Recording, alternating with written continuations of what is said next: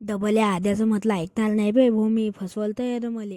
काय झालं तर सांगतो मी तुम्हाला. आजचा शनिवार, सकाळी सकाळी उठून शाळेची तयारी करतो आणि शाळेची तयारी झाल्यावर मी करतो जेवण आणि जेवण झाल्यावर मी जातो शाळेत आणि शाळेतून आल्यावर मी नेतो व दळण येतो मी चक्कीतून आणि तेवढ्याच रस्त्यात मला लागते मग मित्राचं घर. मग काय मी जातो त्या घरात आणि तरी गेल्यावर पाहतो तर हा तर गिटार वाजून आलता. मग म्हटलं दाखव रे बाबा, मलाही पाहू दे जरा कसं काय असते तर. ते गिटार पाहिजे झाल्यावर मी खेळतो बॅडमिंटन आणि मग जातो घरी. घरी गेल्यावर पप्पा म्हणतात की चाल मग तयारी कर, आपण जाऊ जत्रेत. मग काय घेतो मी फटकेने कपडे बदलून. तेवढ्यात मला आई देते 50 रुपये. मला वाटलं मलाच दिले काय. म्हटलं काय हाईट दिलं. आई म्हणते जाईन दळण घेऊन ये. म्हटलं घ्या रे बा. मग जातो गाडी घेऊन दळण आणतो. दळण आणल्यावर मग पुरे कपडे भरायला ते म्हटलं जाऊ द्या आता. कपडे घेतो तसेच झटकून आणि जातो जत्रेत. आणि जत्रेत जातो घरी पोचल्यावर पहिले जातो मंदिरात. मंदिरात दर्शन घेतो आणि जराकभर जत्रा हिंडतो. जत्रा हिंडता जरा खाय प्यायचं सामान घेतो आणि तेवढ्यात आपल्याला भेटतो आद्या.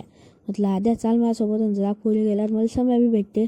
मग काय जातो आम्ही जरा आईस्क्रीम खातो आणि आईस्क्रीम खाण झाल्यावर जरा उसाचा रस बी पितो.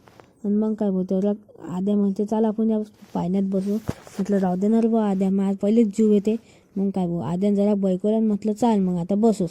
आणि हे बाबा मा तोंडावरचा पहिले बसायचा पहिलेचा आनंद त्याचा गेल्यावर पुरी मस्ती जिरली ना भाऊ माई. मग डबल म्हटलं नाही मी बसायचं कोणत्या पाण्यात. चुपचाप चालला आलो आद्या घरी. तरी चहा पाणी पेलं आणि जातो मग घरी.